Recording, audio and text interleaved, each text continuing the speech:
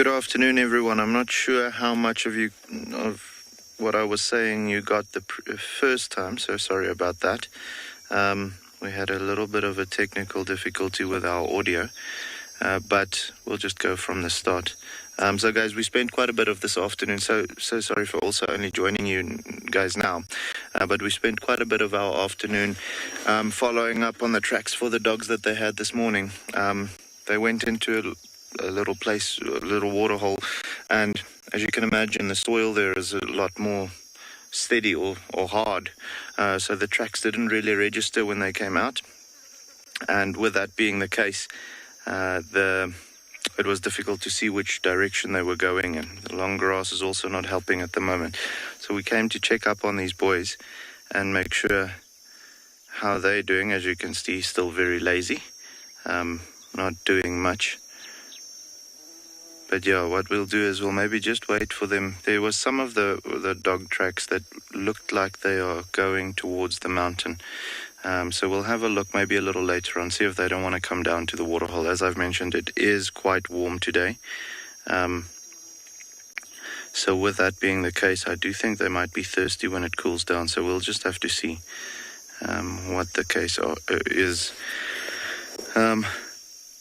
But yeah, lazy. The first time we were live, we actually only had the one cheetah here. The other one was lying a little bit in the back underneath the trees where we couldn't see him, and I think he got a little jealous. So he came and joined his brother now, just to be in the shot as well. We're very happy about it. It's always better. Two cheetahs are always better than one. But yeah, he doesn't seem to like the spot where he's lying in. That guy's just passed out. I mean, he loves his little area where he's dropped down into. The other one, he's quite aware of what's going on around him. You can see he's looking around, he's laying up, yawning quite a bit. So that could potentially mean that he's going to get up soon. You know, with the cats, typically, when we want to know when they are going to get up is when they start yawning like that, to get a little oxygen into the brain. So would be nice if he wants to go and have a drink of water or something like that. He is the lower ranking male, so his belly doesn't look quite as full as the other one. So there's a slight possibility that he might be, I wouldn't say hungry, but could be at that point where he might want to. Boys will be boys, eh? But he could be at that point where he may want to look to hunt something as well. Or he would just wants his brother's spot.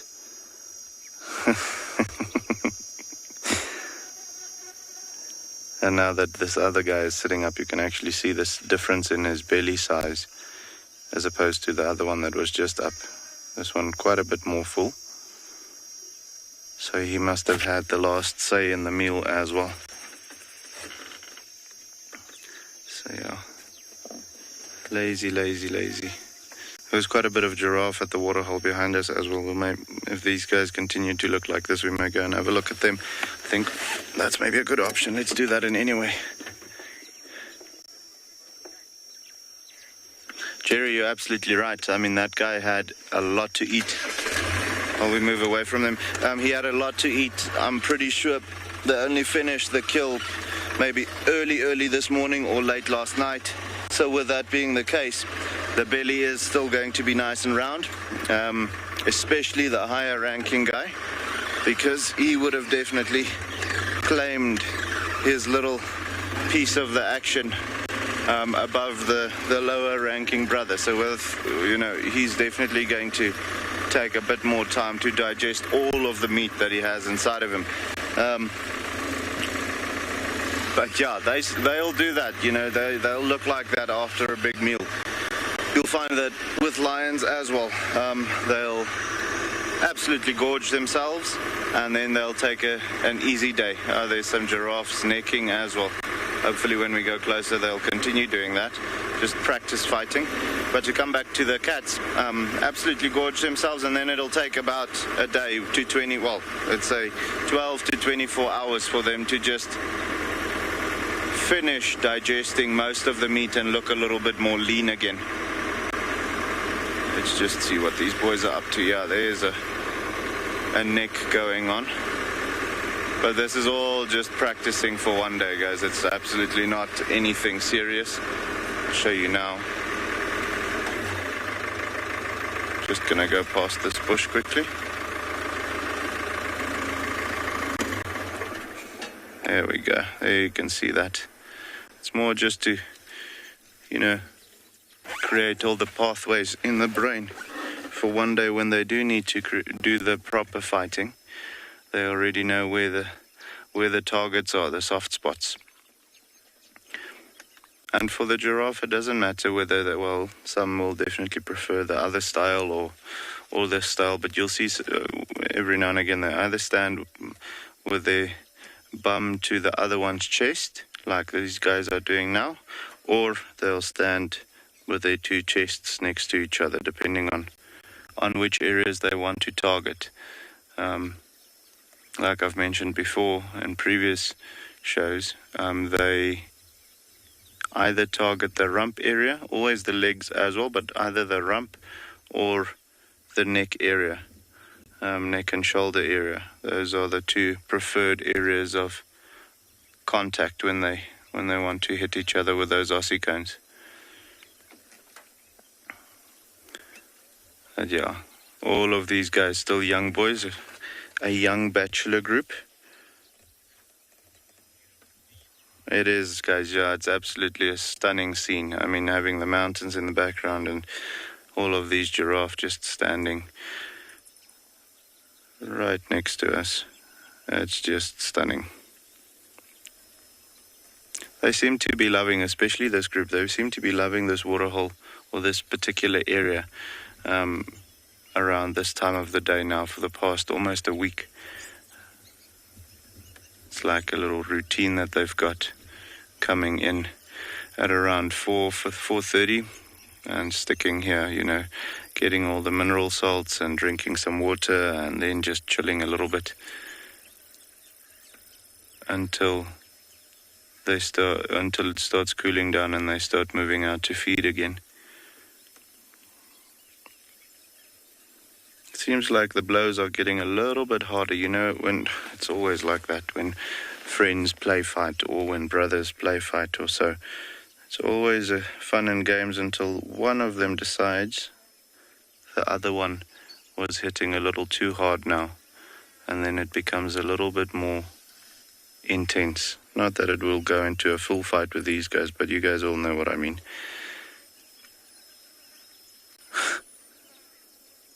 That one that's standing on the left, he still needs a lot of practice though. So yeah, guys, we're going to see if this fight gets a little bit more intense. If it does, we'll let you know. But I think we're just going to stick with them for a little bit.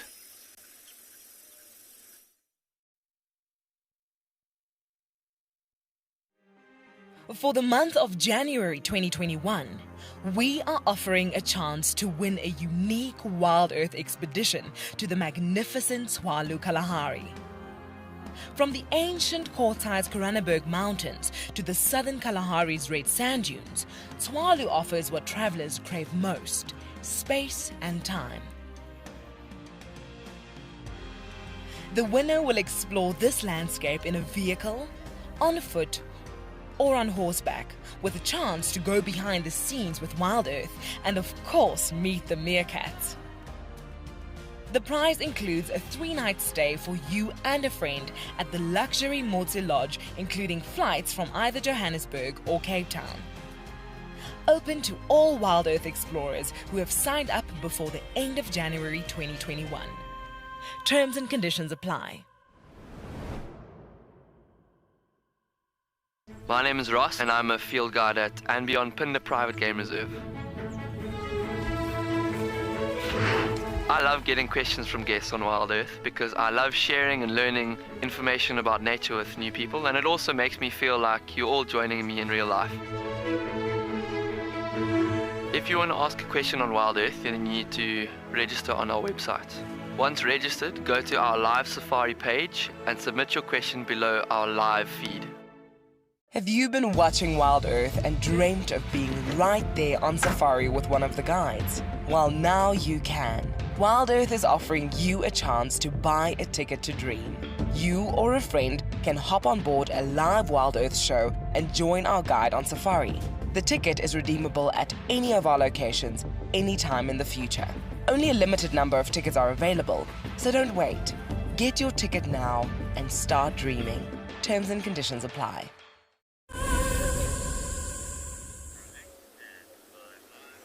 Well, we're still with Clem. As you can see, she's turned around again and is lying now with that belly kind of hanging down. I think it's much more comfortable, even though the sun's hitting her in the face.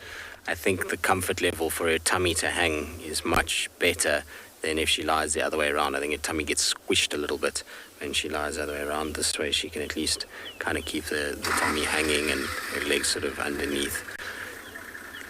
She's very happy up there, though. I was just saying, hopefully she'll stay up there for another sort of hour, because the light will just get magnificent on her if she does, particularly if she turns again the way that she was a little bit earlier.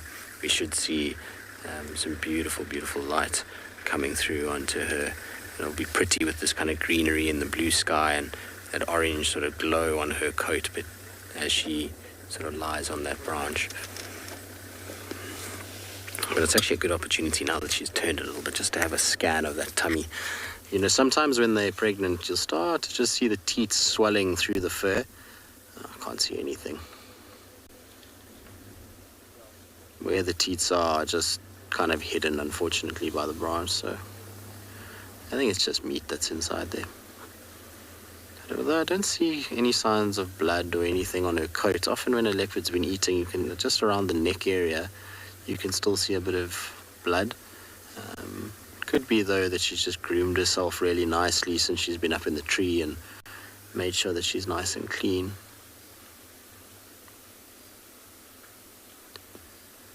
I don't know. It'll be a mystery that we'll just have to keep monitoring.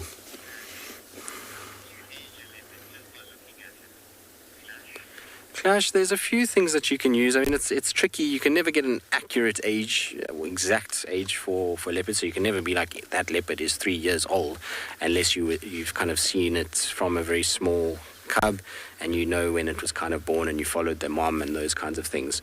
But what you can use is a rough estimate of age, and so you're looking at a number of different things. You're looking at size of the leopard.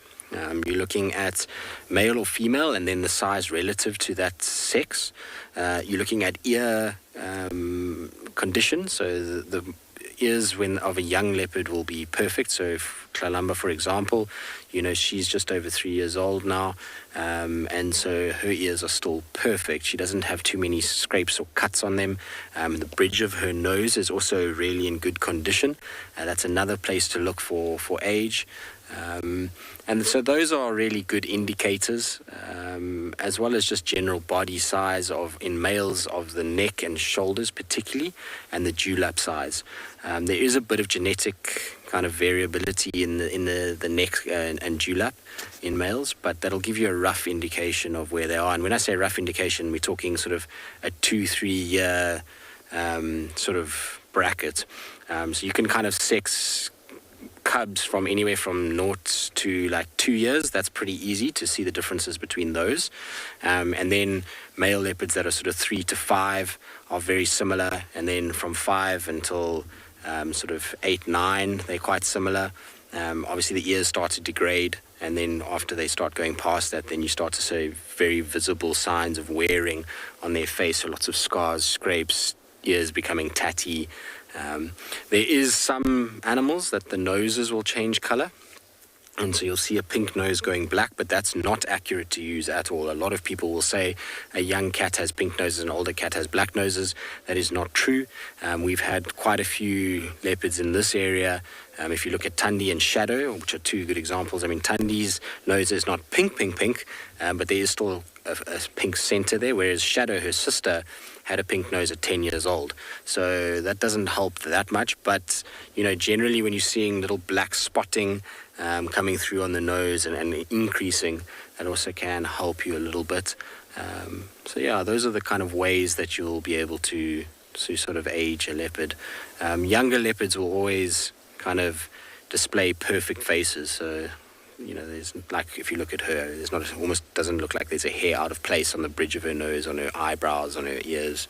Everything looks perfectly as though she was kind of born yesterday, But aging of any animal is always a rough estimate. It's a very tricky thing. The reason why we know exactly how old she is because we followed her mom, and we saw her mom pregnant, and then we saw her mom in a den site and suckle marks. And so we can narrow that down to pretty much a week, which was the end of October, beginning of November. We saw her kind of with the cub still inside and pregnant, and then James found her at a termite mound, and she looked as though she had given birth already. And then we went back the next day, and she came out of the termite mound with suckle marks. So that kind of gives us a rough idea of where it was. It was somewhere in that sort of week, 10 days between seeing her pregnant and then seeing her at the termite mound. So that's why we can have pretty good, accurate sort of estimate on her. And some of the other cats that we have around, we have a sort of, with them, is a 3 to sort of 4 week window where we might be a little bit off, but generally we're pretty kind of close when it comes to the aging of the cats in this area. Males, on the other hand, we struggle a little bit more with. Unless we can find where they've come from, then we can work out their ages. But hypothetically, for example, Hukamuri, Tingana, these guys, while we have a rough idea of their age, we don't have an exact kind of month or date that we use as their kind of aging. We say roughly around 14 years old, or for Tingana, which I think we overestimated his age in the beginning, so I think he's closer to 13, but it's difficult to know 100%. So that's where it kind of changes. But yeah, everything is difficult. We get this question a lot in terms of how old is that animal? How old is this animal? And it really is quite variable, particularly in something like an elephant. Elephants genetically, some are bigger body than others, some have bigger tusks than others. It's a tough question to ask without having, to give an exact sort of time frame. You can give within a couple of years, but you're never really exactly sure. So why this area has been so valuable for leopards in particular is because there's very few places in the world where the leopards are as well documented and as well followed as what you have here in this particular reserve. The lineages here are stretching back multiple generations now, and it's exact kind of dates of birth, exact lifespans, all kinds of behavioral aspects that many other kind of places you wouldn't be able to get. We've seen how sociable the leopards can be here at times, how males are not always away from their cubs. They do sometimes pop in and kind of see them and sit with them for a little bit. We've seen, multiple leopards on the same kills. There's all these things that have been learned from just documenting behavior here, and it's why citizen science is so important. If you look even across now the Kruger National Park, a lot of people are paying far more attention to the ID of an individual, and there's these kind of maps that are building of all of these animals all across, and you can start to see the mosaic of males and females and distribution and areas that are higher density of leopard within the same reserve.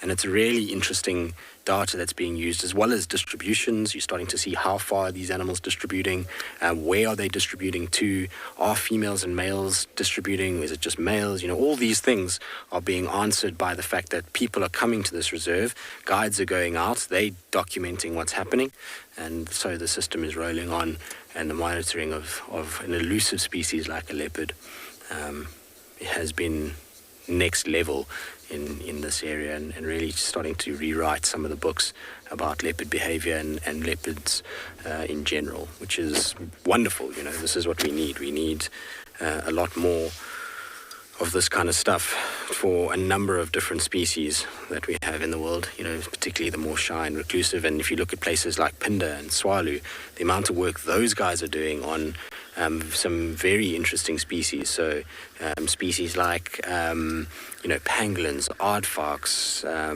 the rhinos, cheetah, these things are all being given a lot more attention in various places because of guides and guests coming and the documenting of those sightings, where, when, how, It all makes a big difference. And, if you think about it, like I say, these leopards, these all get logged onto a database, what kills they're making, so you're getting a huge amount of information on their food sources. It's really, really interesting stuff that comes from us just sitting here with these cats day in, day out. All right, we're going to stay with Kalamba. I really don't think we're going to move on. She's elusive enough as it is, so while we do that, let's send you across to Tess at Ngala.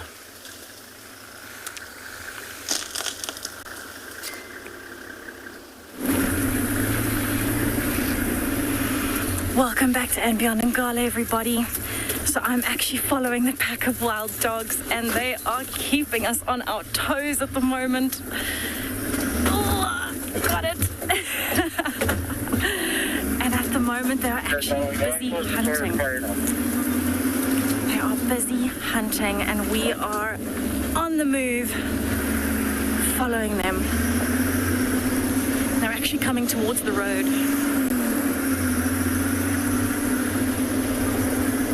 So we're looking in the road at the moment. They're running towards us. They've already killed one impala. The hyenas stole it straight away. And so now they're looking for some more. And I love this excitement of chasing wild dogs, trying to find them.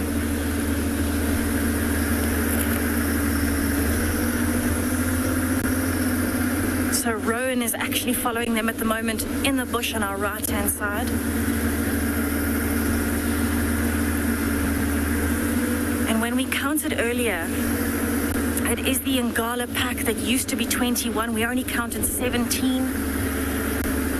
So we're not actually sure if there were more that we just didn't count. There was definitely one less puppy, so I think one of them has died. And possibly 2 adults. And we know there have been a lot of conflicts between the wild dogs and the Mbiri pride, which is a pride that we find in the southwest of andBeyond Ngala.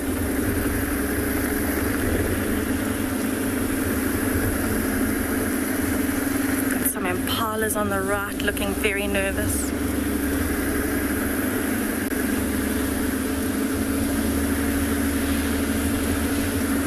I'm excited to see them pop out of these bushes.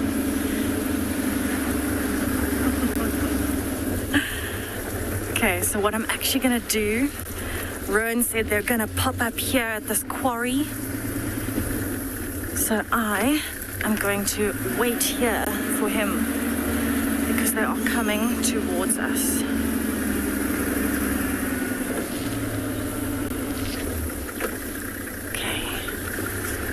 Keep a slow drive.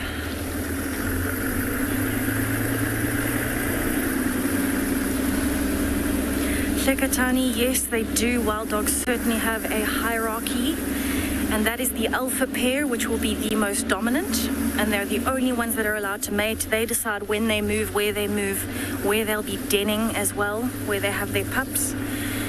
And if somebody outside of that hierarchy gets pregnant, for example, that female might actually be abandoned, or the pups could be abandoned or killed even. And so it's incredibly important that they maintain that hierarchy. That hierarchy is what determines how well they survive as a pack.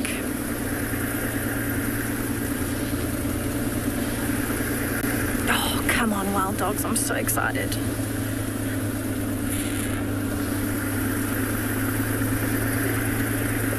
Got some very nervous looking impalas here on the right, and they are actually looking straight down to where Rowan says the wild dogs are coming from, which is down to my left hand side.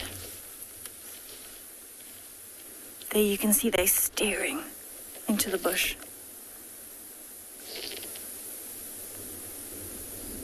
So for them, they're quite nervous because the wind is blowing really hard. And currently it's actually blowing from them into the direction of the wild dogs. And so they can't smell the wild dogs at the moment, but they might be able to hear the faint sounds of running through the grass. And especially when they're so focused like that, that's really when you want to pay attention to what they're doing. So now you can see one is actually turned, and so they're listening in both directions.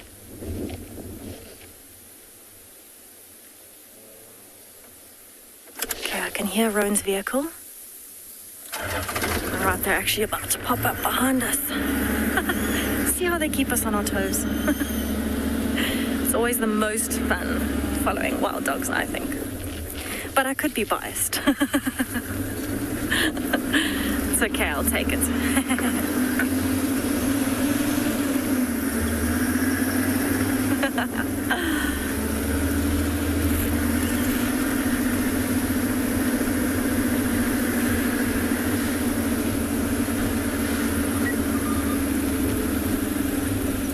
Rose, the top speed of wild dogs will be up to around 85 kilometers per hour. But that obviously will depend on where they are moving. If they're moving through somewhere that's very thick, it'll be a bit slower. But they definitely rely on their speed and working as a team and actually stamina more than anything to keep themselves going. So they will be able to run and keep running at that speed while the other animals like impalas can't. And so that's when it becomes really, really important that they're built the way that they are.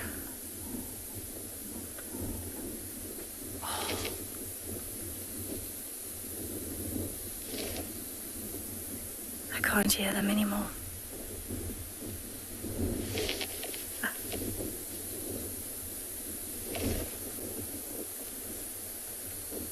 Let's wait and find out where Rowan is. Rowan, come in. Teamwork. What do you know? We're going to come to... well, we're basically on Pretorius East now. Come to the quarry. Copy. Rowan says they're almost at this quarry where we're sitting. So what I'm going to do, I'm going to sit here and wait for them. They should be coming now in the next 2 or 3 minutes. So while we wait, we're going to send you over to Tswalu and then we'll bring you back here once we've found them here at this quarry. Let's quickly squiz around the mountain and get into the shade again, because the road that we're going to take is next to the mountain. So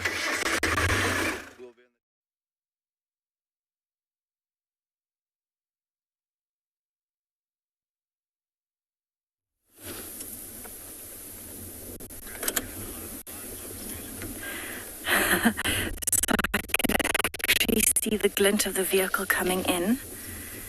It seems like the wild dogs are actually going to be coming from my right-hand side, so I'm waiting here for Rowan. He says they're basically almost on top of us now. And this for us is a little bit easier than me just driving around to try and find him if he's quite deep into that block, because we don't want to be causing more damage than we need to. And it's a perfect area. There's a little bit of water in this quarry. We're quickly going to send you over to Tristan. He'll be back with us shortly. Well, as you can see, Tlalamba has just like a shot come to the fork of the tree. I don't know what she has seen from up there, but all of a sudden she went from sleeping to very interested in something. So we'll just see what happens. She's probably watching a little duiker or an impala or something that's in this long grass. Yeah, that would be my guess. But look at that, it's gone. You can't even see her in that grass, but she's running off. So we're going to try and keep up with her. But honestly, I don't...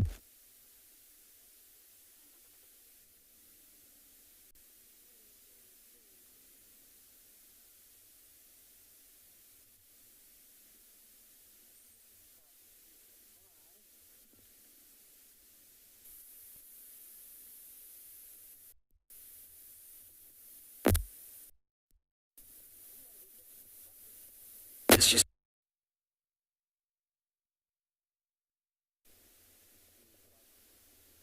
mind this cat spotted. Sorry about that, everybody.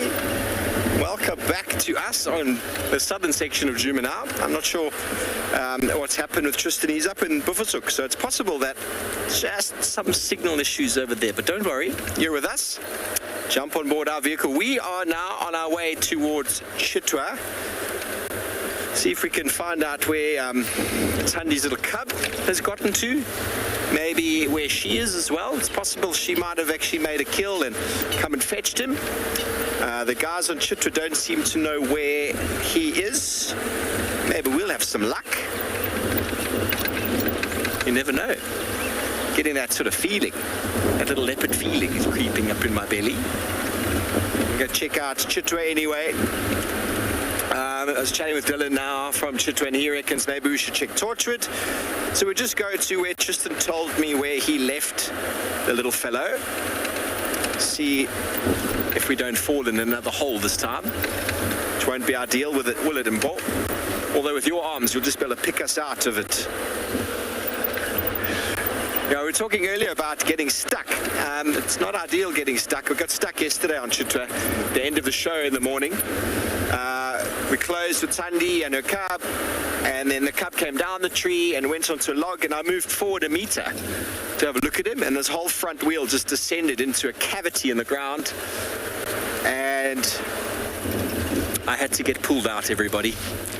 Hand on heart, I got pulled out. It's the first time I've physically had to be pulled out. I know that what that means. A lot of you know what that means to me. I finally got stuck, and I finally had to get help.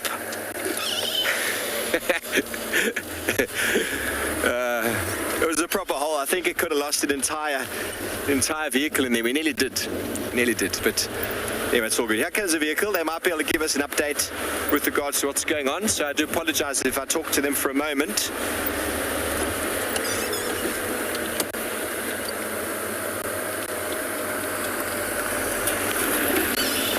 I don't think they want to talk to me. It's all right. Smile and a wave. It's always a lovely thing. It's like the Mara. Many people want to talk to you in the Mara, but there's so many places to go and so far to go, and there's so many cars that you just can't physically stop and talk to everybody. And many people want to wave, and James, I think, got a lot of attention while he was up there. Okay, everybody, well, we're going to arrive onto Chitwa shortly, and hopefully we'll be able to give you an update when next we meet.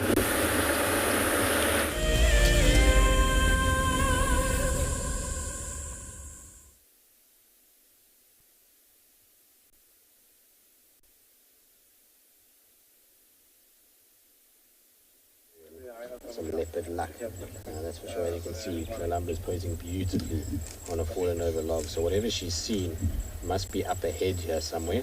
Now,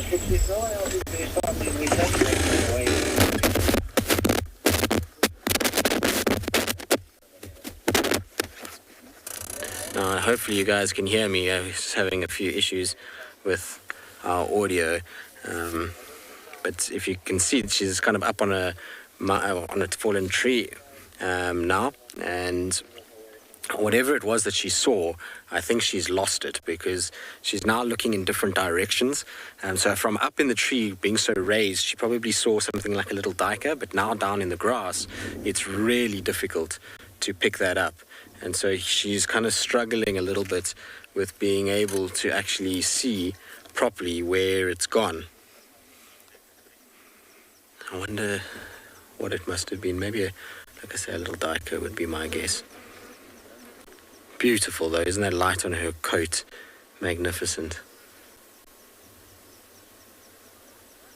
I think she's going to come down now shortly.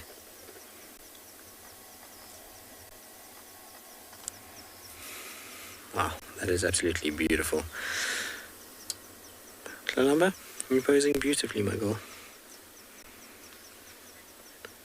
Something about just looking into her eyes that is mesmerizing. Like I say, she does have some of the most special eyes of our cats out here. Alright, well, we'll stay with her and try to keep up in these thickets. Hopefully she'll continue to pose like this on fallen over trees as we go.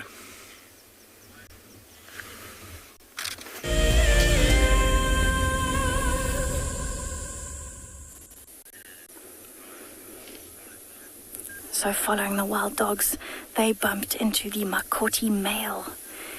And he is looking very, very serious at the moment, because he's not actually sure where they've gone. They didn't see him, but he started moving to try and get away from them. And they've actually run straight east towards the boundary. And he's watching a bird at the moment. That's why he just sat down. There's a vulture that flew in. Look how he's flattened himself. And there's a hyena coming past as well.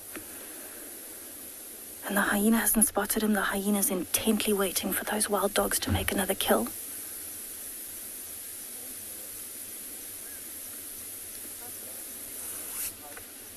That's absolutely incredible. He's sitting in the grass and there is a hyena less than 10 meters from him that has not noticed him because it's so intent on the wild dogs. Have a look, it's going to walk past the frame now.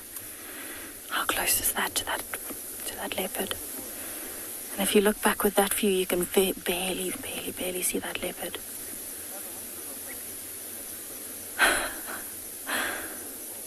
So he's still watching because there are 4 clan members, 4 hyenas coming through here. Did you see how he flattened his ears and lowered his head? And he's watching as this hyena walks past. And he will do that for every hyena that walks past because they have not noticed him. There's the hyena. This one's younger. So the wild dogs have gone off behind me. And we think that they might come back this way. But those hyenas literally did not notice that leopard. So he's watching them walking away, and now he's up again.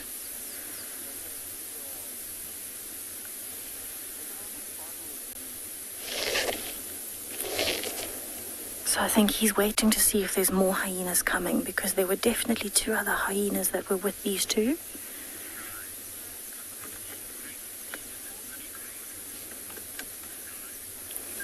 Sky, it is so wonderful to see Makoti in this beautiful long grass disappearing behind a bush. So I think he's pretty uncertain about where he wants to go right now, because there's hyenas coming from one side, wild dogs have run to the other side, and he's kind of stuck in the middle right now, and he doesn't know where he wants to go. There's another hyena that's come up behind him that he has not noticed yet. And that hyena is actually downwind of him now. So he's sitting just to the left of that bush, and he's got just his ears sticking out there. They've noticed him.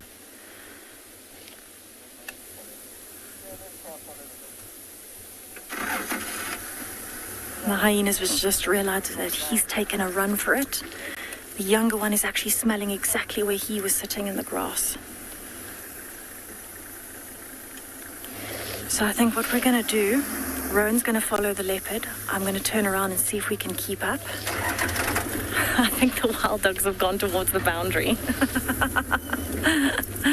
It's amazing how your plans change so quickly. We saw the wild dogs and they were gone, and all of a sudden there was a leopard in the middle of the road.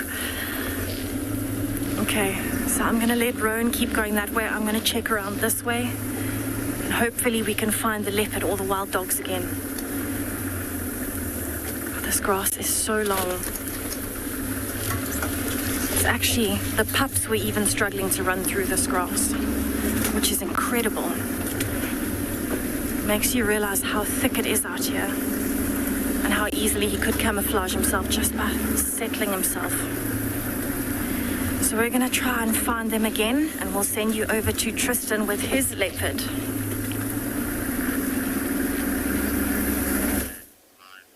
I have no doubt, Jess, that it is not easy at all. Following wild dogs in the summer is one of the hardest things to do.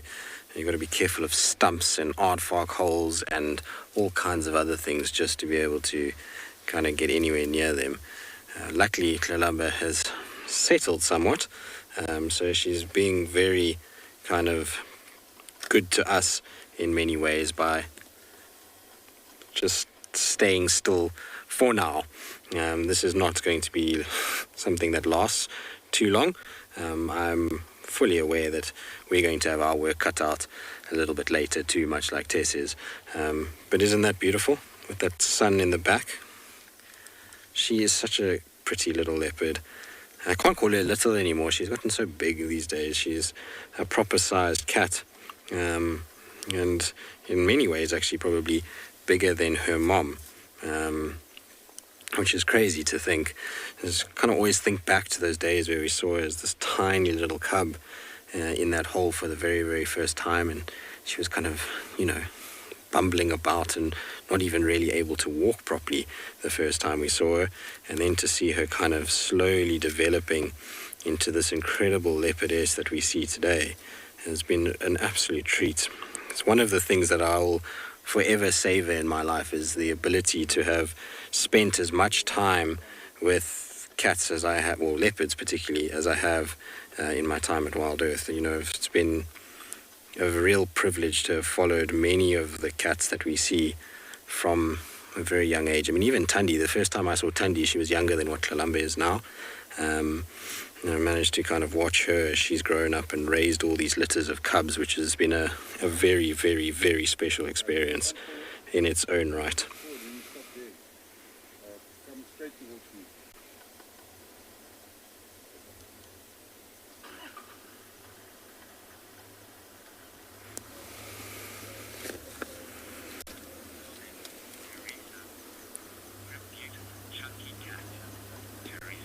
Teresa, she is a beautiful chunky cat, isn't she?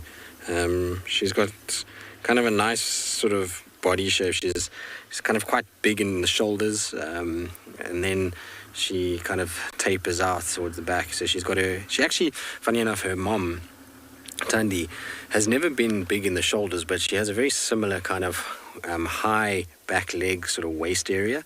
And when the two of them walk, they actually walk quite similar as well. So she's inherited a little bit of her mom, but she's got her dad's kind of chunkiness in the sort of neck and shoulders area. But it makes for a very attractive individual. She really is pretty, and boys are all going to be lining up for her, I think. I think there's going to be a lot of competition over at Kalamba. I wouldn't be surprised that Mulawati is spending more time up north just because of her and the scent that she is, providing in these areas.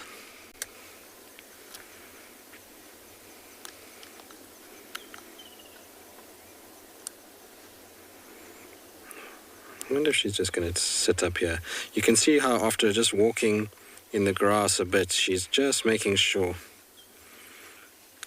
Jono, it is, I'll make 100% now. Sure, just give me 2 seconds, but I think it's 5-4, or 5-5, I can't even, like I say, the spot patterns are not something we actually spend a lot of time focusing on.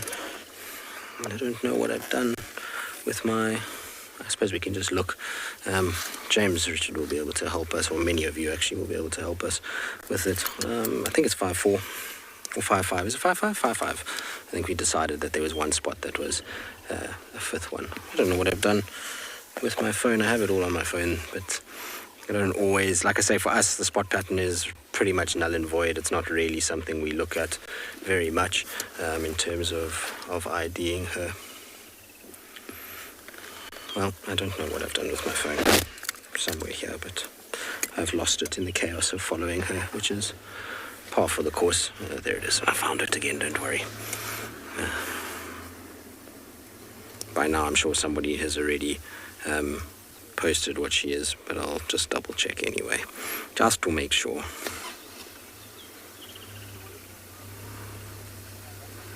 I'm just got to find her. There's a problem when you have so many different leopards that you've kind of photographed. Sometimes it takes a bit of time to actually find the one that you're looking for. I should actually categorize them all on my phone. It would definitely help a lot more with being able to find certain individuals. There we go, 5-5. I thought so. It was 5-5 or 5-4, one of the two, but she's got quite high spot counts. A lot of the leopards, actually, funny enough, have 3 3s. And she has got, big yawn. She's got slightly higher numbers than her mom. Her mom's the 3-3. Look at that, gone. Remember what I was saying earlier about how you won't find her if she's down on the ground? That's exactly what I mean. Okay, well, we're going to try to follow her. I don't know where she's gone. I can't actually even see her anymore. In the meantime, they'll send you across to Steve and an elephant.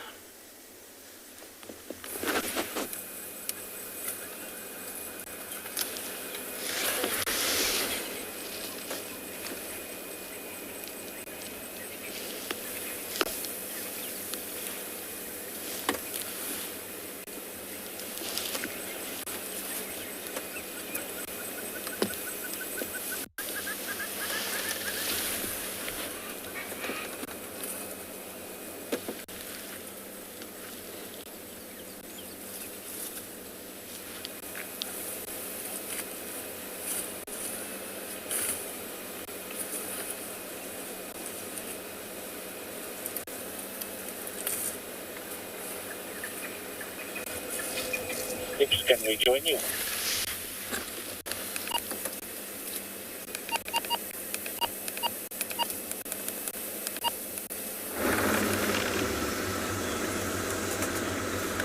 Well, it sounds like Steve's having a few issues. We've lost Kalamba completely. I don't know where she's gone. I think she's just laid down in the grass, to be honest. I'm just going to try and see if I can find her here.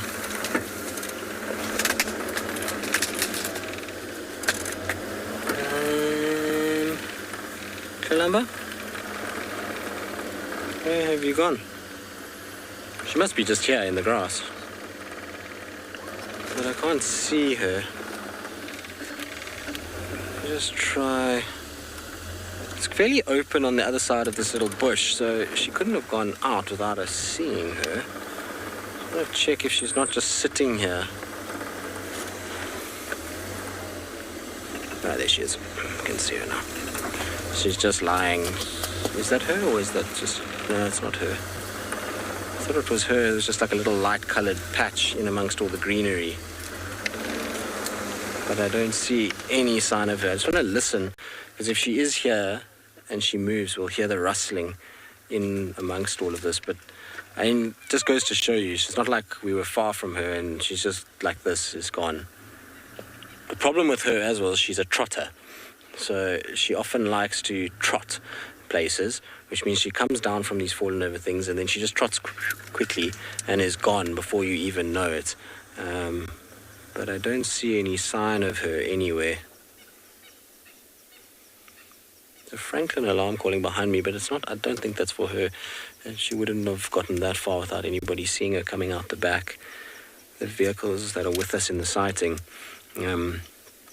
they didn't see her moving away. They saw her move into this little thicket, and we went round as she was moving, so she must have just lay up here. Amazing, isn't it? Can go from perfect to gone in seconds.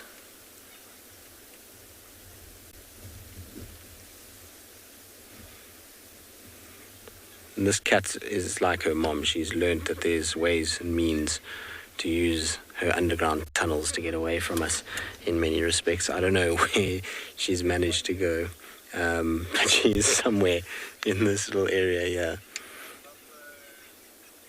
Amazing. Crazy, crazy, crazy.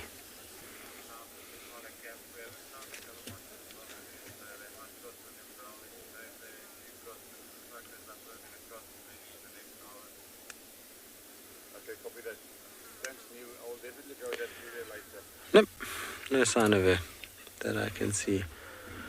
The problem with her is if she has gone and we've missed her, you know, she can put distance between us pretty quickly. Alright, so I'm going to just try and scan around with some binos and just see if maybe I can't just pick up an ear or something inside here. In the meantime, though, let's send you across to Tess as she attempts to follow those wild dogs. It seems Tristan is not the only one struggling to find animals in the thick bush. So we watch the wild dogs cross the eastern boundary with those hyenas after them. 2 hyenas, he split and followed the leopard instead. And then the leopard also disappeared into the thick bush. So he was coming this way. We're just doing it nice and slow on this road, waiting for him to see if he could. But that was wildly exciting, following one thing. And they changed direction so many times. And then we bump into a leopard chased out by the wild dogs, and they didn't even notice him. Absolutely crazy. And then having the hyenas in the mix always just stirs things up. So we're actually incredibly close to andBeyond and Ngala's tented camp. This seems to be where all the action is happening this afternoon.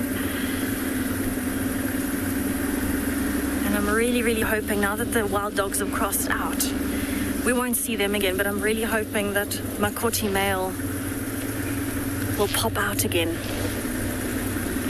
And it's really good to know that he's actually coming further into the property and not going towards the boundary like the wild dogs did.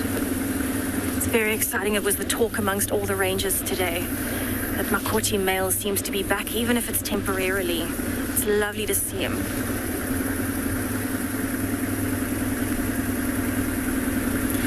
Jamesley, wild dogs will rest between meals during the day and during the night. So at the moment they are still hunting. They are still looking for more food because their kill was stolen by the hyenas. But once their bellies are full, they'll actually sleep throughout the night. And then they'll hunt again in the mornings, and then they'll sleep again throughout the day.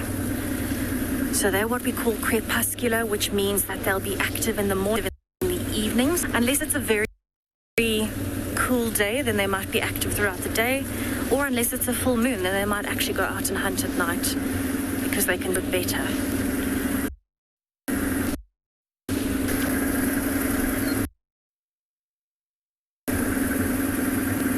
They've got such a good success rate with their kills, so if you actually manage to keep up with them in the thick bush that Tristan and I are struggling with today, then you might actually be lucky enough to see the wild dogs making a kill. They're just so fast that usually by the time they take off and by the time you get there, they've already started eating and they're almost done.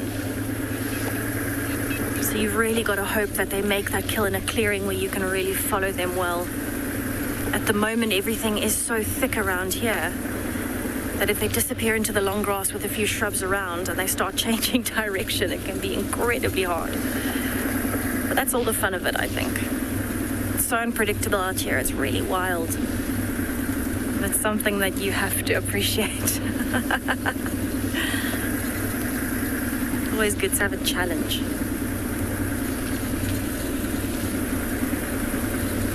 Lillian, wild dogs don't always hunt in packs. If they do break away from the pack, they can hunt successfully on their own. But it is a little bit harder for them. That being said, things like scrub hares and some of the smaller animals would hide under bushes, and so they can quite easily be surprised by individuals. However, if they're wanting to have a much better success rate or wanting to feed themselves properly with, say, an adult impala, it definitely helps having the whole pack working together. They have a lot of different communication skills that work incredibly well as a pack. The hyenas are actually a little bit similar. So the hyenas will, if they're hunting, hunt in a clan, hunt in a group, so that they've got the team effort. But actually when they're out looking for food, they actually split up so that they don't have to share their meals. So whatever they find is fair game for themselves, and if they need help, say they come across, or even a pride of lions, and they need backup to help stealing a kill, that's when you hear that deep hooting call that the hyenas make. And then the rest of them come in and they'll take on the other predators and steal the kill. But actually, people, I think, underestimate hyenas a lot. People think that all they do is scavenge, but actually they're really good at hunting. Very similar design to the wild dogs, just bulkier and with that sloping back to give them a really easy gait. And by gait, I mean when they're running, they can keep running for a really long time because the natural rhythm the body falls into with that body shape allows them to keep running for longer.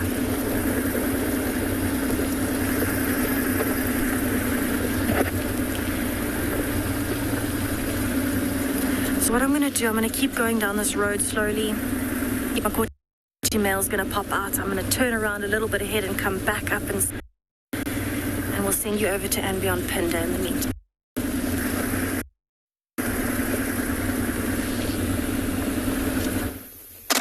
Welcome back, everybody, to andBeyond Phinda, where we've come back to that area where we've had some really good leopard viewing of late, and that female leopard has popped up for us this afternoon.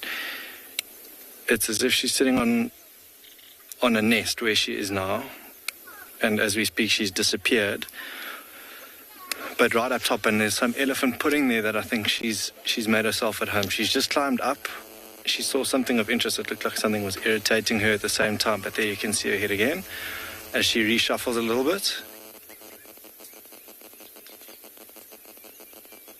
Quite a bit of grooming going on there that we saw. Earlier on she chased after some warthog unsuccessfully, then went down to a little bit of a pan, but that had dried up. So not having the best of runs this afternoon. So she's come up to this lovely little vantage point with this cool breeze blowing. And I can't imagine now that she's starting to groom and show quite a lot of interest in getting up and active, that she's going to stay up there for too long. On the other side of the main road that we've just come from, there are a couple of impala, so if she's seen them, she could very well set off in that direction this evening to see if she can't hunt. There is literally no other view of her from where we are, so I think I'm just going to stay here for now and see if she doesn't reposition where she is, get up and shift around, but you can still see there that glimpse of the white tips behind her ear, that paw there. She's doing some serious grooming, and that must literally just be like a bed up there.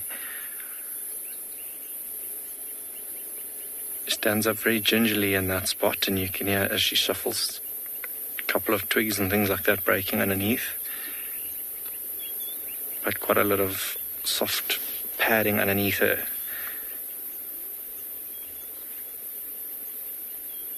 We might just see if there's a break in the grooming if she doesn't peer over that tree again and we get to see that face of hers. But her head looks like it's facing away from us. You can see the white and the black behind her ears now.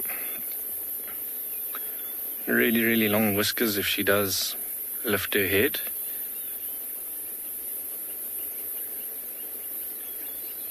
And this leopard, for everyone at home who's been keeping track, is the Tomokosi Female.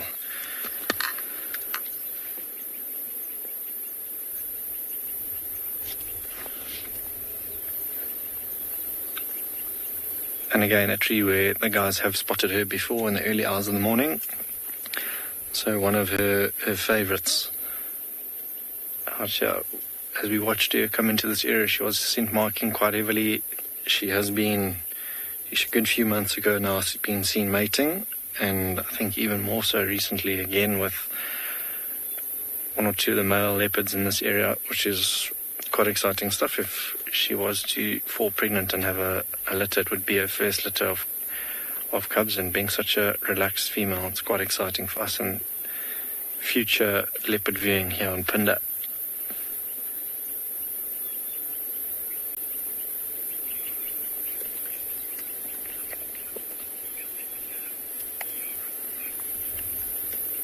Kiara, thank you for your question. At the age of 13 years old, you're asking how many cubs a female leopard will have. They can sometimes have up to 3 cubs, but typically around 2 cubs. And the survival rate of them is, not the highest. Sometimes you regularly see them with just one youngster that they raise, but can have up to 3 youngsters, which I've never seen with my own eyes, but I have seen other people's pictures of them, which was amazing. Kiara, I'm not sure how many you've seen before with a female leopard, but super cute. And we're hoping that in the very near future she does have youngsters, and being the relaxed leopard that she is, will allow us to view said youngsters when they are around. But it must literally be like a nest up there where she is, because you only get glimpses of her here and there as she's lying.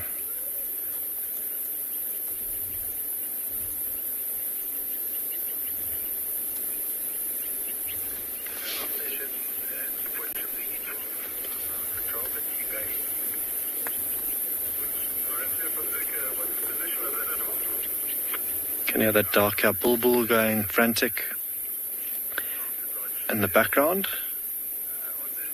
Some more glimpses of the head there.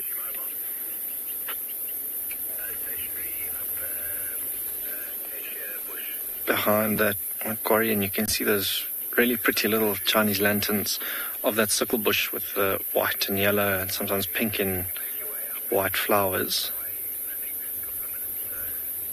But it might just be worth spending a little bit of time here and seeing if she doesn't in fact climb down at some stage. She can't stay up there forever. Maybe just grooming the tools of the trade in between those claws and the hard to get places. Having a thorough scan around from where she is to see if maybe a herd of impala aren't a little bit closer. And then we might see her get down and start hunting this evening. Now that sun has disappeared as well, it's cool down significantly. Just see more flashes of white every so often. Cool down significantly, and like we said earlier with the nocturnal predators, for them to come out earlier on if it is cooler, you've got a good chance of seeing them out and about and not hiding. I'm going to stick around here and see what this leopard gets up to.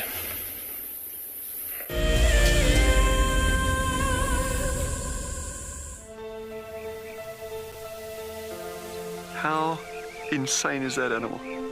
This is out of this world. Fantastic. Good, Mama. Wow, what a way to start off.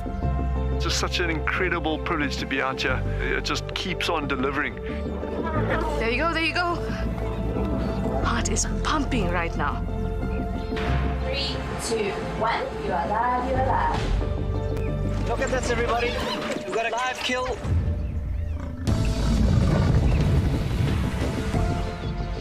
The cock's holding the tail. It's holding tight. Lucky wildebeest. There's nowhere to go. This is a disaster in the making. Something that I have never seen before in my entire life that you are now watching live. My heart is in my mouth, everybody. Look at this. It's gonna make it. It's going, it's going.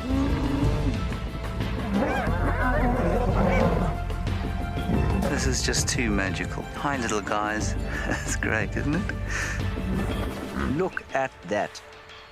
Scuba Steve has got a friend. You've got a friend in me. It couldn't be a better morning. This is just too special. Oh my goodness, we've got a turtle. How epic is the fact that we're coming to you live from the Chobe River? It's the most incredible feeling to be here. This is live, and we're in Rwanda. This is a very, very different adventure, charged with emotion. I did not think I would ever face my fears like this.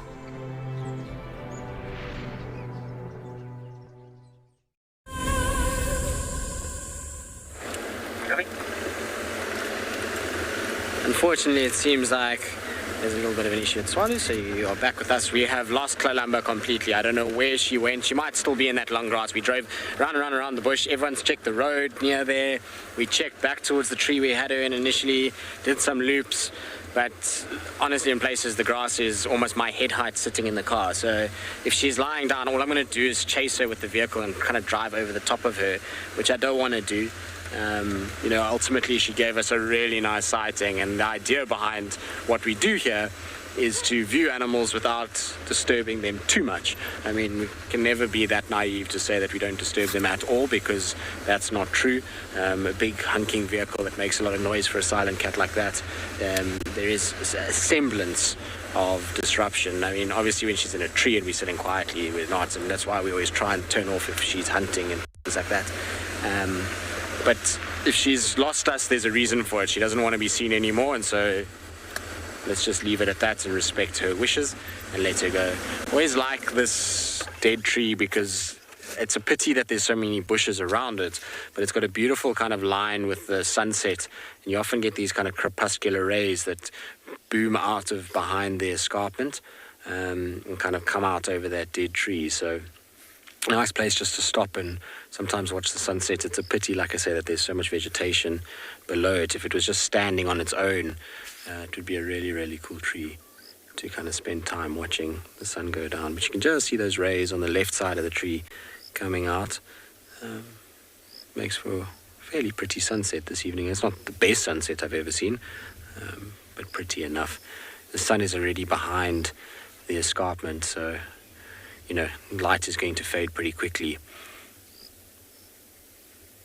Apparently we're supposed to have a beautiful day tomorrow. The wind also hasn't gotten up like they said it was going to. I'm hoping that this cyclone is going to slow right down and is not going to be as hectic as everyone's saying. I read a thing today that they reckon it's going to go a little bit more north of this area. So we will still get heavy rain, but we're not going to get really the brunt of it. We'll just get the edges. And that hopefully will mean that we don't get crazy amounts of rain. depending on which forecast you check, we've got anything from sort of 150 millimeters of rain to almost close to 450, which is, if we get 450 mils of rain, we're going to have a problem. Okay, we're going to carry on. We're going to go see what else is out here. Maybe we'll get lucky with something. In the meantime, let's send you across to Steve.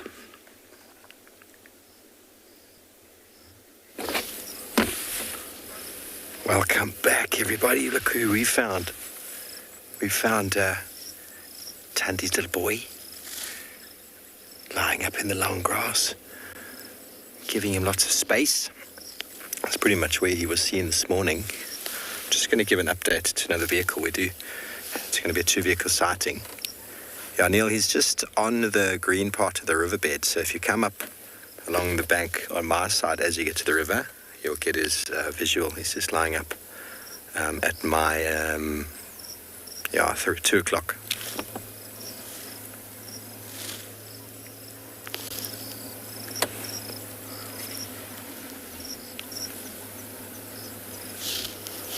Just stand by there.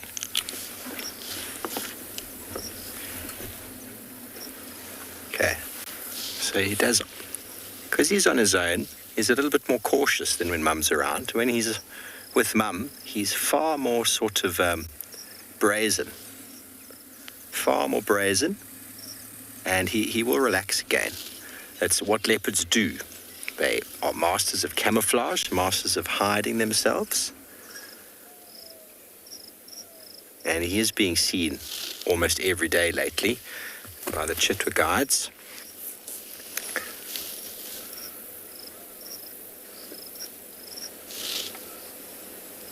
When we arrived as well, he was a little bit cautious, and then he calmed down again. It's perfectly fine to be viewing him at this age. Very adept at climbing trees. We've seen him. Yesterday morning we had him up a tree.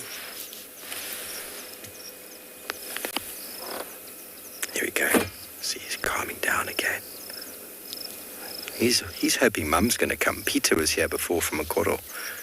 There were some very loud elephant noises from the distance, which might indicate that Mum's on the way. And I can't wait if she does arrive. How excited he'll be, because Tristan was saying this morning how frustrated he seemed. He was so full of energy, but he knows he doesn't really want to leave the immediate area that he's in, because he knows Mum knows where she left him, and she's going to come back for him directly. But as soon as she recognizes him, there's some Franklins off to the left calling. It's the direction that the elephants were shouting from as well. She might be sauntering down the riverbed. He's looking down in anticipation.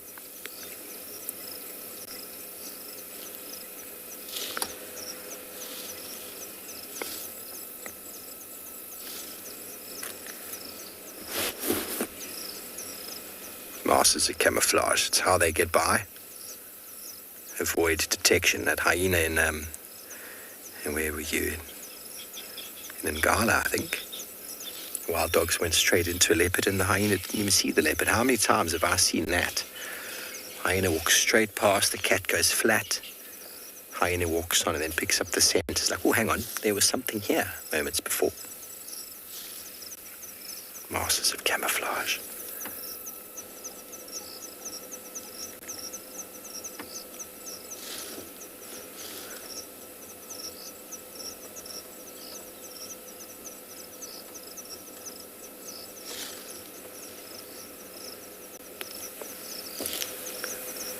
Don't forget you are welcome to send through any questions and comments you might have to #WildEarth.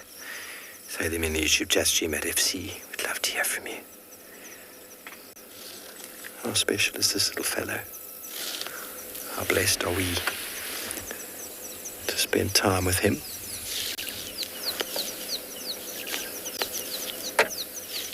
James, it has been a leopard-filled drive, hasn't it? Been a leopard-filled drive, and it makes us very happy. Hopefully we're going to fill it a little bit more with a Tandi.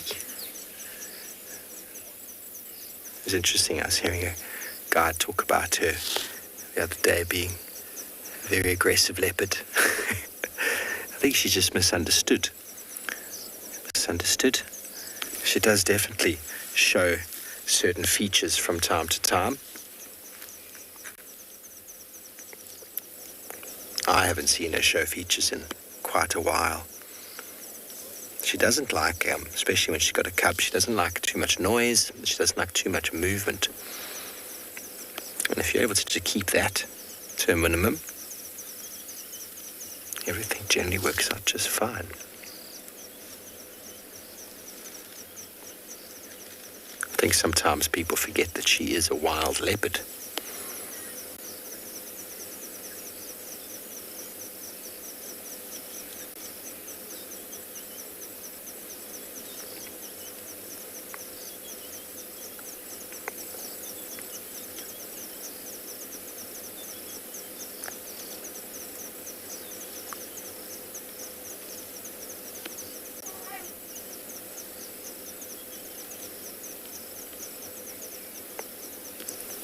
Very interested in the other vehicle, isn't he?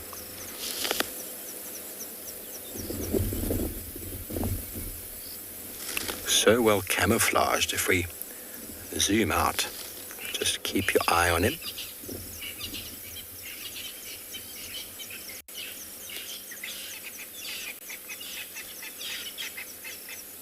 Still got him there?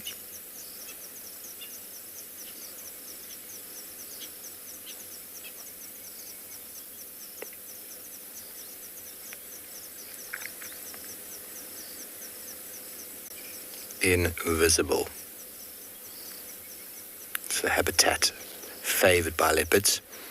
These deep drainage lines with lots of trees on the banks and deep grass. Little nooks and crannies, hidey holes. Plenty of places to hide a cub.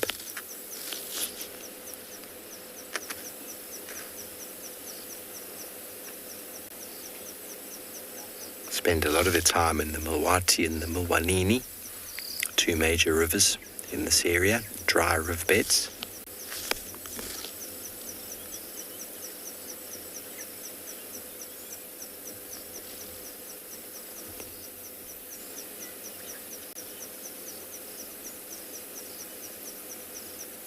There we go, he's gone flat.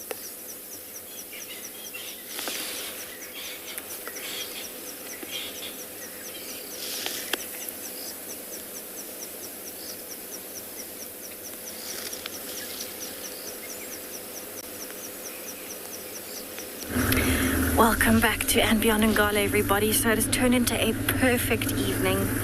It's nice and warm. There's no wind anymore. And it just seems like everything's happening here today.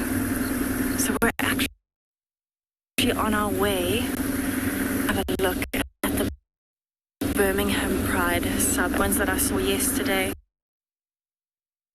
If you saw them, and I'm hoping that the white ones are with them again. But everything just seems to be happening in the east. Don't know what it is, but we've had very, very good luck with predators today. I think it's probably got a bit to do with the weather as well, because it was overcast this morning. The predators moved around a bit.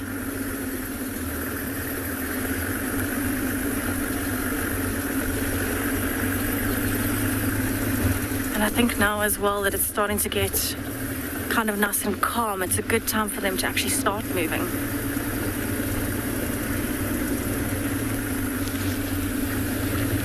But it's one of those times that you actually, at this time of day in particular, and beautiful.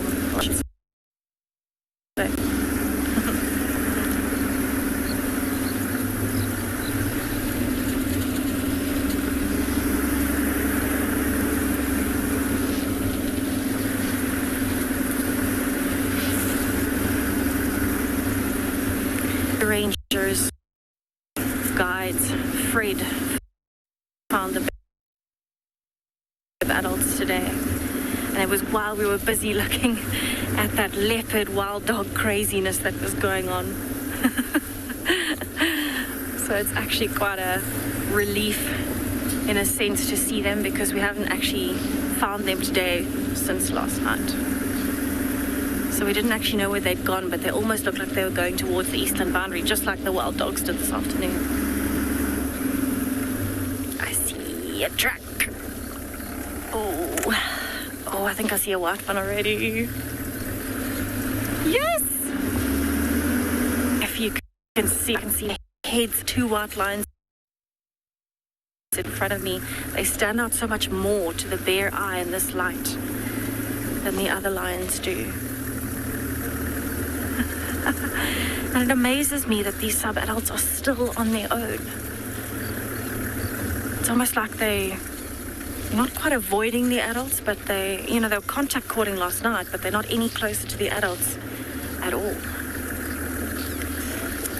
So you can actually see the white ones just in front of me here. I've actually got lions all around me right now. We're quickly going to send Pride lens, and then we'll come back over here to the Birmingham Pride.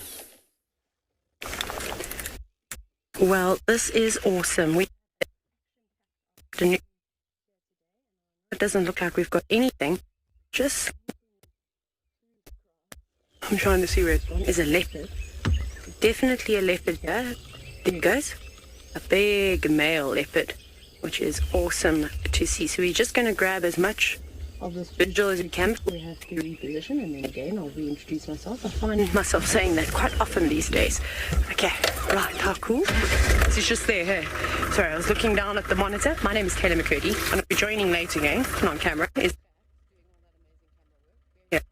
part of Tswalu Game Reserve, good national. I feel like you guys know that by now. I'm just going to try and go ahead. So we actually do sleep-outs here with the students at eco training, and I'm pretty sure there's a little road that goes in. So what I'm hoping is that he carries on walking in this direction, because I can't go through here at the moment. There's quite a bit of debris. I'm just going to quickly pick up the pace and go ahead. Doesn't seem too unrelaxed. Oof. Where is that? Oh, it is here. It's just very overgrown because of all the rain that we've had. So you're going to have to bear with us as we go through, but this could be quite nice. I haven't seen who it is just yet. It is a fully grown male leopard, and we are in the heart of the territory of a big male by the name of Shimungwe. And he's one that we've seen before. But maybe it's him, because he didn't really run away. Actually, Kat and I got a big fright because we were driving. There he is. I'm going to just stop here for now. Can you see him to the right of that marula tree? Oh, sorry. That's not laughing at me. But we're right in probably his favorite drainage system at the moment. We haven't seen him for some time. He's just behind there, so we'll keep an eye on where he goes, and hopefully we'll get a better view. It is going to be extremely tricky, as the grass is quite long. Okay, I think we might have to go forward, hey, Kat? Okay, right, let's do that quickly. So we do sleep-outs in this little spot here, which is really cool. So what that means is that we take the students out on an overnight experience in a Big 5 wilderness system. And, well, students might have had a leopard walk past. Actually, in fact, they often have leopards walking past them. Where are you? Ooh, ooh. Obviously now I'm excited because leopard. Now I've got to figure out where he is. Try not to hit any logs on the way in. He might just have sat down just in here. Please don't leap out of the grass again. That's what happened the first time. That's how we found him. Is that we didn't see him. He was maybe a couple of meters off the road, and he sprung out of the grass because he was just laying flat. Ah, invisible leopard. Let's see.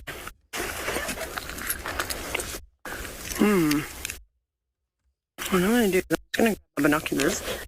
I'm going to sit quietly for just a moment. I just want to see if I can't see the tips of his ears.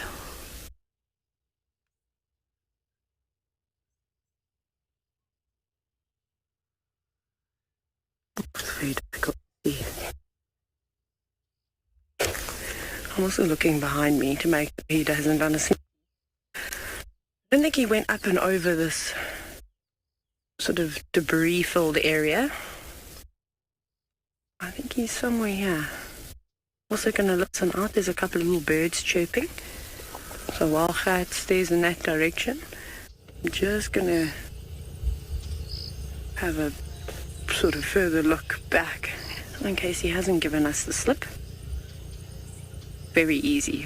Of course, leopards are masters at leopard crawling. As you've seen, they don't need much grass to hide away. And the camouflage is just out of this world. Are you, boy? I don't really want to drive right in there. I don't want to scare him. That's the last thing we want to do. But we don't have a view of him now.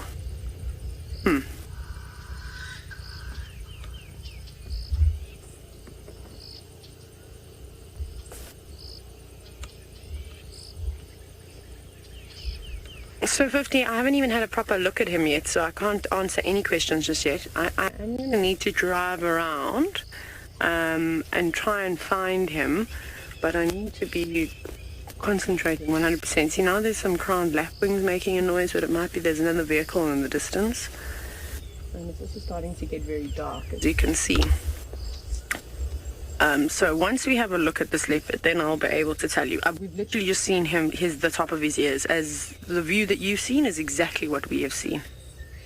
There's been not much difference.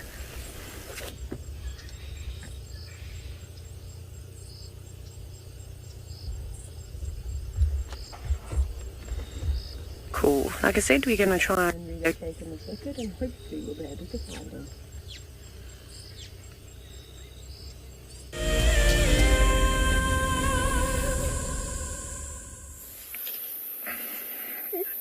Welcome back, everybody, from one leopard with Taylor to another. This female leopard has had a bit of reshuffle in her nest. Big old yawn, and has, after all that grooming, just been keeping a watchful eye out in the vicinity to see if she can't spot something like an impala. And in the direction that she's looking, almost always herds of impalas out in the open areas where we've often filmed before. And I'm really hoping that she comes down in the next short while and pursues some of those impala. We did see some on the way in. I can't see any looking back now, but I'm quite sure that she would have seen some. And after a little bit more grooming that she's doing now, might jump down and set off in the direction of those impala. There's a little bit of a pan come mudwallow. Oh, it's just more of a reshuffle there where she is. Down in the direction that she was looking. That animals like impala might go and have a drink before it gets dark. But she's now facing the other way. You can just see the white tips behind her ears and the black that really stick out now. She is contrasting the greens of the area that she's lying in now. Still remains really well camouflaged. I can't imagine that she'll spend a lot of the evening up there. Most likely hop down in the next while and then head off in search of some food. In fact, I think that might be it there. So if she does, I think we'll struggle to keep up with her if she goes in the direction that she's facing. But if not, I think we'll have some good luck if she carries on out towards us.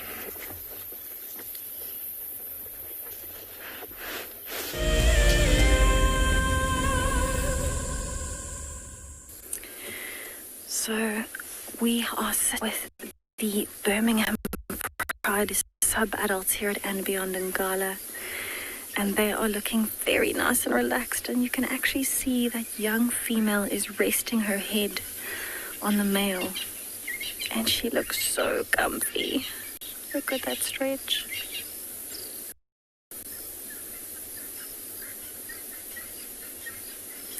So they're having a really nice lie-in this evening, considering they managed to steal that kill last night. It wasn't much, but it was a belly. So they are really nice and relaxed. You can see the white female's got a few new marks on her face, some new bloody patches, and that's from when they were playing and fighting over that carcass last night. So they've got very sharp claws, and sometimes the lions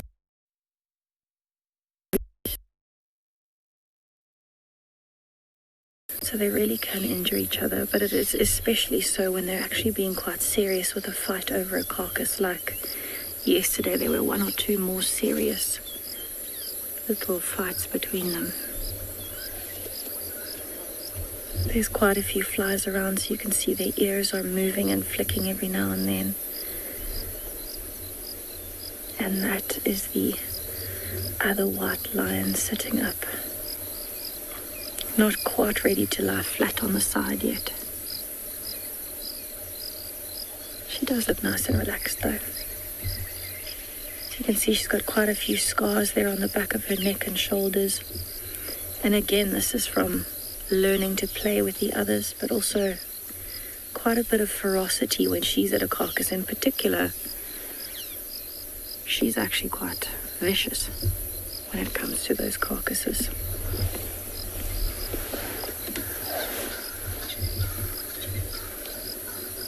You can see her shoulder blades are quite nice and high up.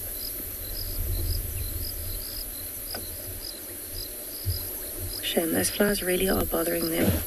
So now that the wind has died down a little bit, there are quite a few more flies. And we're actually in a very large clearing at the moment, believe it or not. Wow, look at that stretch from the male.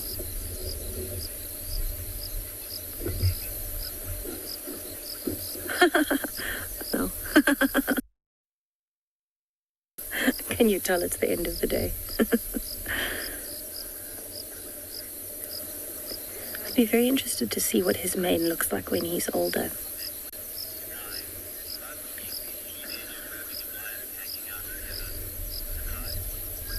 Sky, I also love seeing all the Birmingham teenagers hanging out together. I've been very impressed with how independent they've become almost overnight. They were very attached to the Pride. They hadn't really ever left the Birmingham Pride, and now all of a sudden they're actually really comfortable on their own. And the fact that they've also been stealing kills, and they managed to kill that young wildebeest the other day, means that they're actually doing really well. So if I can put it this way, they're almost over the wall now. So they're getting old enough now that they're not as much at risk of being attacked by other animals. I would definitely think, though, that the two white ones are still at risk. They are such stand lions. It is much more difficult for them to camouflage. We're going to send you over to Pridelands quickly. Right, there we go. There he is. So just had a quick look at him. It's the same male leopard we had a sighting of that climbed up into a marula tree a little while ago. He's just dropped down. He's just thinking. Richard, just stand by. Stand by. Sorry, I'm trying to navigate the site, so you guys are going to have to just bear with me. Richie's coming towards you. If you look straight ahead of you, he's going in that direction to the left of those trees in the grass, but he dropped his shoulders and he was walking straight towards you. I'm just live at the moment. I'm going radio down.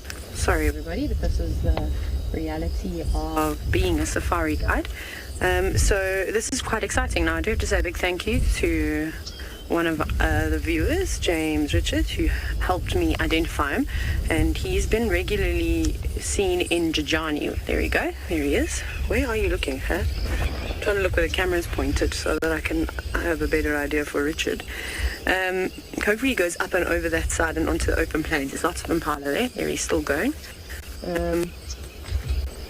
Okay, there the guy, the students have all seen him, so that's really good. I was hoping that they're going to see him. They're going to get a complete walk by the leopard. So it's very awesome. He's actually settling down quite nicely. A lot of the time, leopards that are nervous during the day tend to be a lot more relaxed at night. But we've had so many encounters with him now, and yeah, spoiled. I hope he sticks around. But he doesn't seem to be very, very old. From the photos that I've seen, I would estimate his age somewhere between 3 and 4 or 4.5 years old. I don't think he's particularly old, which would explain his movements and why he's moving around so much. Because we've seen him now in 1, into 3 different locations and all different spots and quite far apart from one another. So, yeah, nomadic young male leopard trying to find his place at Pridelands. I hope he does stay here. Okay, I'm going to try and go around again. We're going to just go around this pan. Sorry, tree stump. And see if we can't get another view of him. What we also are going to have to do is probably go into infrared. Because we won't put a spotlight on him. Okay, because what you can't see there is the planes. And that whole area, there must be close to 100 impala moving around. Also some wildebeest, some zebra. Crap, I don't know, how do we get out? Okay. Crap is to help me with everything. No.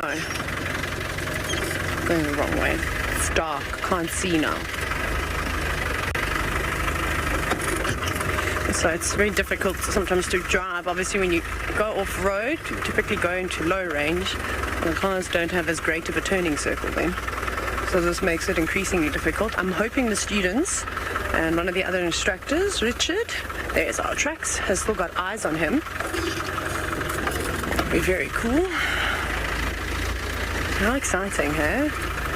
I hope that he becomes a regular and we get to see him all the time, because he's actually got quite a bit of character. He's got the most beautiful, piercing blue eyes. So that's nice. I hope he's moved. They're coming through. But I'm sure he is. Otherwise, Richard probably would have said, Taylor, stand by. So I'm just going to come around and see. He's just up front. I really want him to sit on top of some of these logs. Wait. So he's got a 2-2 spot pattern. Beautiful blue eyes. Okay, Richard's just showing me. I'm trying to... There's a log here, unfortunately. Oh, there he goes. I think he's just thinking around the bushes, so we're just going to try and creep up to him. Ooh, okay, so he's relaxing quite a bit now that it's darker. We see this so often with leopards. I'm just going to go up ahead.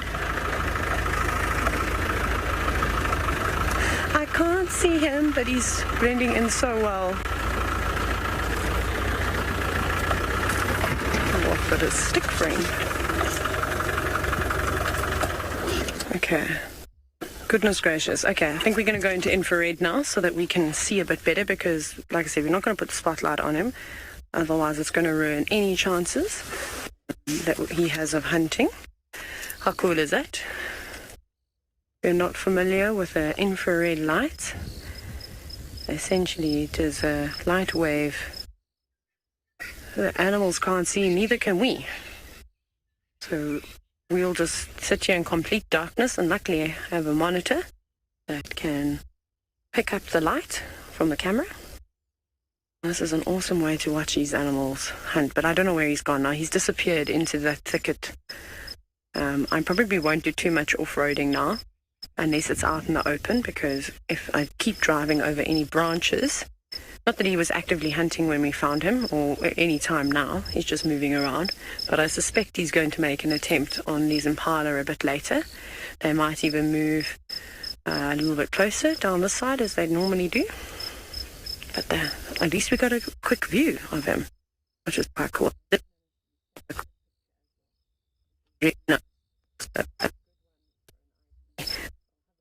His mouth open. He's looking up at the marula tree very quickly. I'll be able to have a look at what his teeth look like and get a better indication too. But right now, he's gone. And I don't think we're going to go into that drainage system. It's too thick in there. And who knows, there might be a day.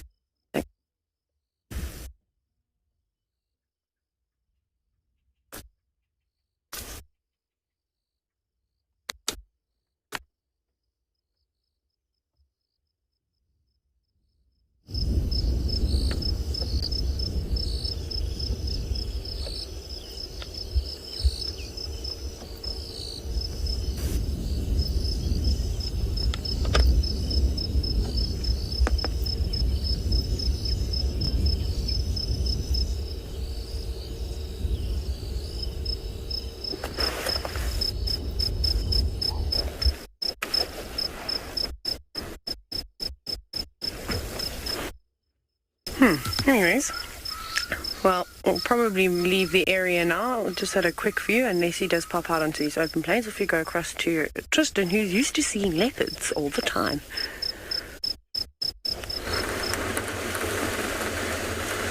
Well done, Taylor. That's really cool to have another leopard on Pridelands that you can potentially follow. I know Taylor misses a lot of the cats that we see here at Djuma, so I'm glad that she managed to get a nice sighting of a leopard on Pridelands. It's always a thrill when you find one of them, particularly in an area there where, the leopards are still just getting used to people. They're not like the ones here that have a long history of being followed, so it's really cool for her.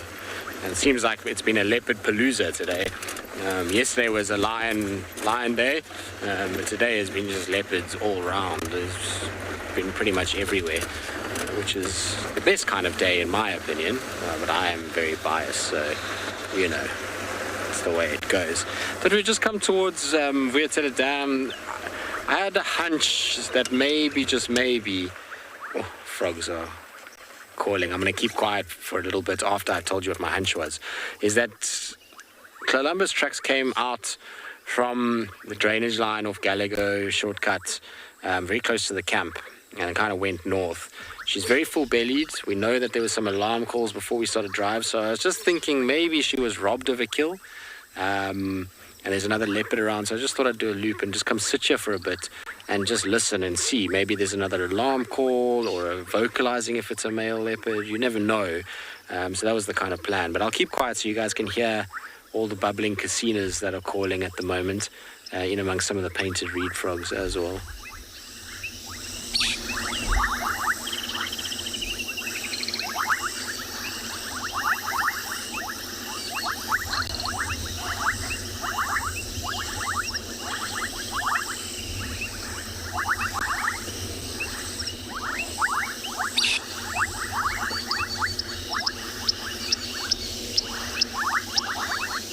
Isn't that cool? Peaceful, isn't it? Well, it's exciting too. There's another hippo in this dam. We now have two. Dewey's found himself a friend. There's the Egyptian goose, and then hippo, and then another hippo in the background. I haven't seen two hippos in this dam for a long time.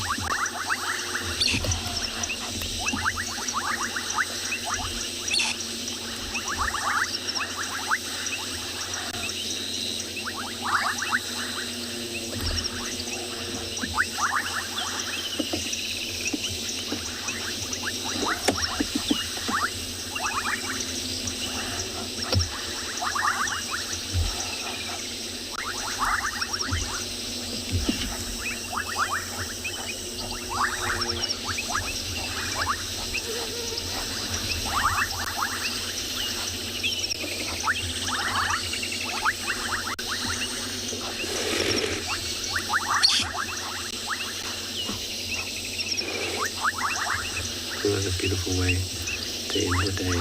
Just the sounds of these water points in the summer. There's just so much going on. So that kind of popping sound that you're hearing, that's the bubbling casino, and that ticking sound, that tick, tick, tick, tick, tick, tick, is the painted reed frog that's calling. And those are the water thickneys. All right, we're going to carry on. This seems to be fairly quiet. I might sit here for another couple of minutes. In the meantime, though, let's send you across to Ngala with the lions.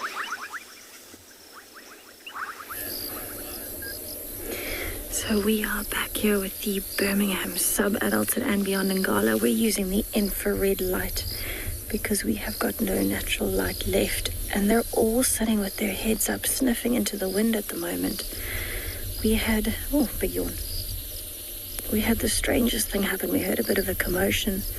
Lions all sat up, and these hyenas came sprinting through this clearing.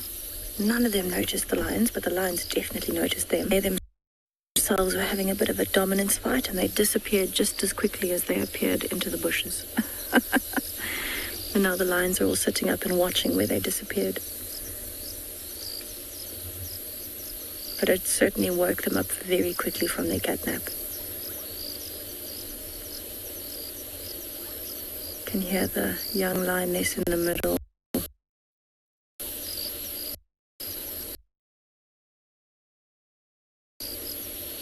and she's listening very carefully too.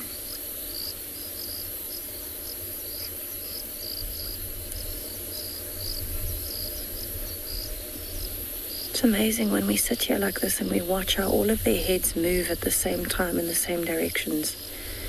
You just wonder what on earth they're hearing, because if you listen carefully, I can hear insects. I can hear bubbling casinos like you heard with Tristan at the dam. I hear a wildebeest every now and then. I can hear an elephant trumpeting in the distance. But they can hear a lot more than we can, and I'm wondering what they can hear at the moment. Possibly they can still hear those hyenas running around.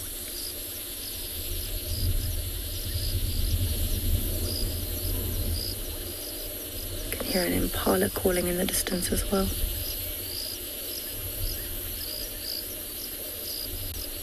So they're still in quite a red state. They're alert, but they're relaxed. They're not feeling like they're about to get up and move. They're just making sure of what's around them. We've got another lioness there.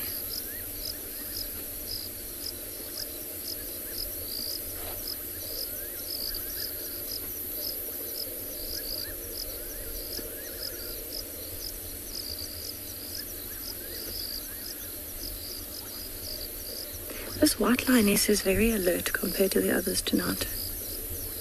She was actually the first one to sit up and really start looking around. And if you have a look at that glow in her eyes, it's actually quite amazing how well these infrared lights do. Because there's no actual light that we can see here.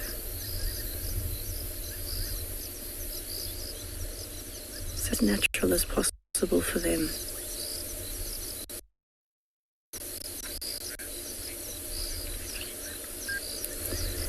So I'm going to sit here for a little while longer with the Birmingham sub-adults and see if they wake up properly from their catnap, and we'll send you over to andBeyond, Phinda, with another big cat. So guys, yeah, just so you guys also know, the dogs were up the mountain. They did come down and they were chasing impalas and all of those things, and unfortunately they stayed in like a single spot around that waterhole where we thought they were, but that is like literally in the valley of the mountain, so we couldn't get it on screen though. So we decided to come back, enjoy the sunset and enjoy these two boys. As you can see, they are taking life still easy. They just moved around the bush a little bit. Hopefully tomorrow morning those dogs will still be in the area and looking to hunt, and hopefully we can locate on them and see if we can't get them on screen for you guys. They're looking pretty good. Belly's a little flatter than the other day though. As you can imagine, I think they may have only fed last night or so. But yeah, seems like everyone's been eating something yesterday. So all good in the predator side in Tswalu.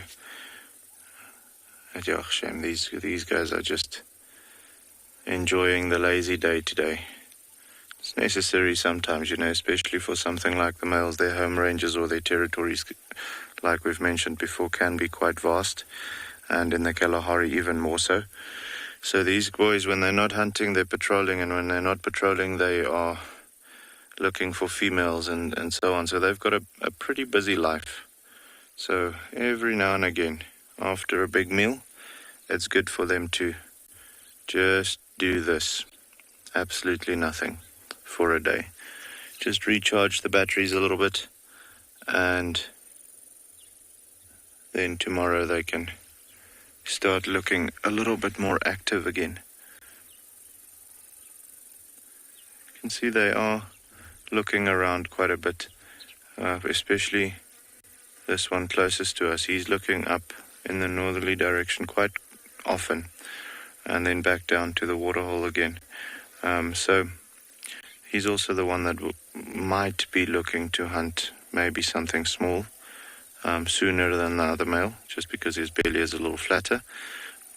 So yeah, might be just that he's keeping his eyes open. It's also the time of day that you'll find the hyenas starting to get a little bit more active, and the leopards and so on, so they also know they need to keep their eyes open for those things, so as to not be surprised. They are close to the waterhole, which is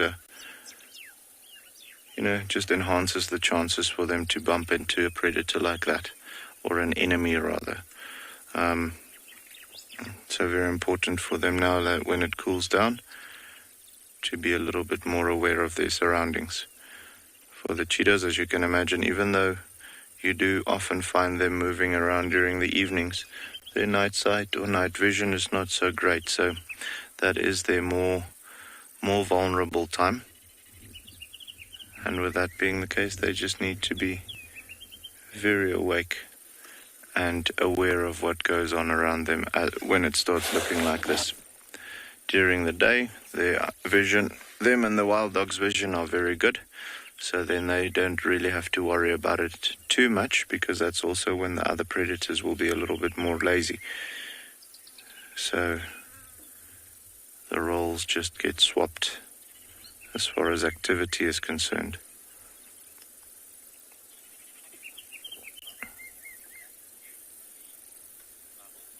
Bubbles, yeah, we've got amazing scenery here at Tswalu, and just to have cheetahs in the scene as well, with the sunset and the open area and all of those things, it's just stunning. You're absolutely right.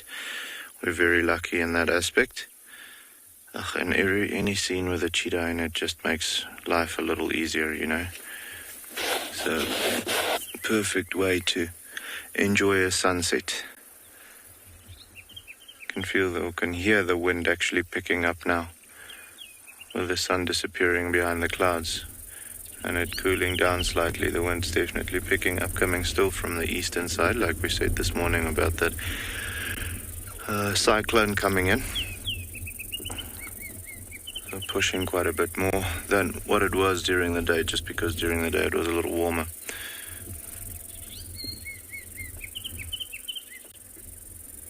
Perfect conditions for something like a leopard to hunt in, though, when the wind is as strong as when it's picking up like it is right now.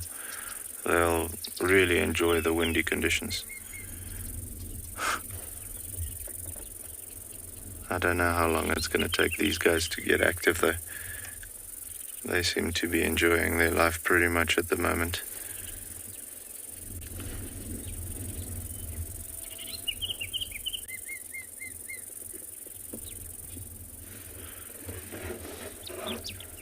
One brother's just spotted something. I saw a tail flicking. Not too long. Yeah, guys, we'll stay with him for a little bit and see what the brother spotted. I think it's a blue wildebeest though, but for the meantime, we're gonna just chill here with him, okay?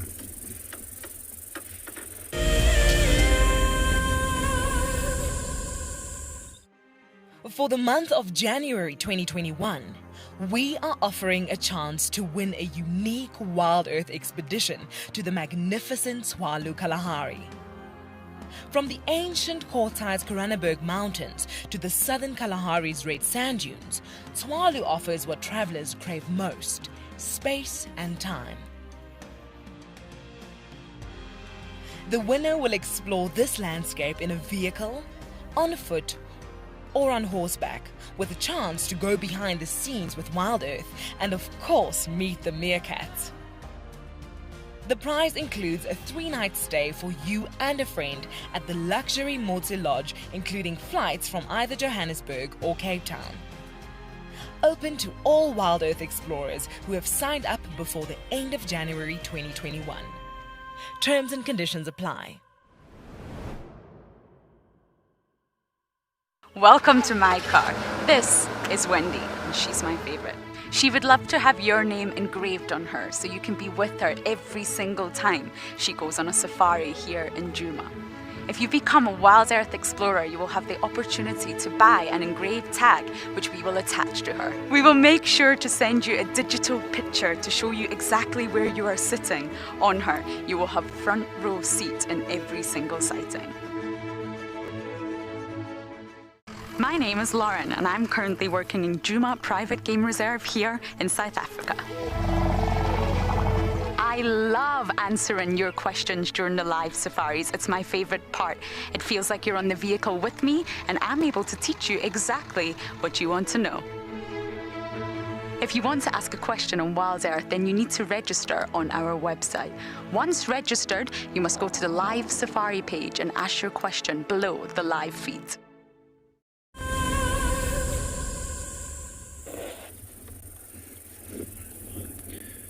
So yeah, guys, we can't see what they're seeing. There's definitely something. We saw the tail swishing just now. It must be either a blue wildebeest or a gemsbok, an oryx.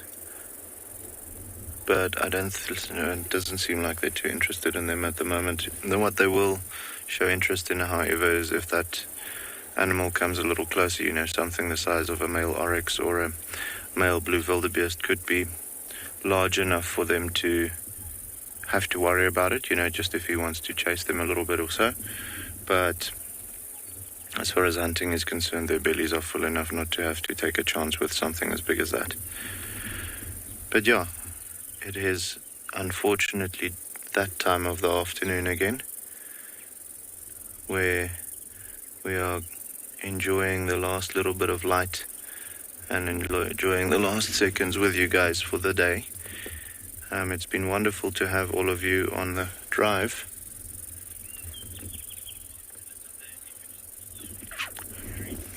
Gary, so with the cheetahs, yes. Well, with predators, yes, you'll find the ones that stick together, that to a certain extent they'll help each other if the other one gets injured. However, as soon as the one feels that helping the other one is going to negatively affect him, the unharmed one, that is then going to be the cutoff point where he has to then take care of himself rather than to take care of his brother. But it does absolutely make sense for them to help each other, just because, you know, together they are stronger. You'll find that with something like wild dogs, they help each other probably more than with something like cheetahs. And then with lions, the same thing as with the dogs. They'll also help each other as long as they can keep up. The others will, if there's a wound, continue cleaning it. If there's a kill to be made, make the kill and share it with the other one, the injured one. However, it is going to still be a ranking order thing. That injured one is going to drop to the bottom of the ranking order, and that will cause him or her to feed last. So yes, to a certain extent, until it negatively affects the unharmed one. Then they'll stop doing that. So yes and no. But initially they will. But yeah, guys, unfortunately we are going to have to say good night now. It's been wonderful having all of you guys with us on the drive, and we hope to see all of you tomorrow morning again at 5:30. For those of you in South Africa, you can follow us on channel 183 on DSTV, or you can also follow us on YouTube. And remember to send us all of your questions via the website, you know, WildEarth.tv, or you can use the hashtag WildEarth if you're doing it like on YouTube or Twitter or so. But yeah, hope to see all of you tomorrow morning. We'll see if we can find those dogs. And it's been great to have all of you here. The sunset is just perfect, and the cheetahs and everything.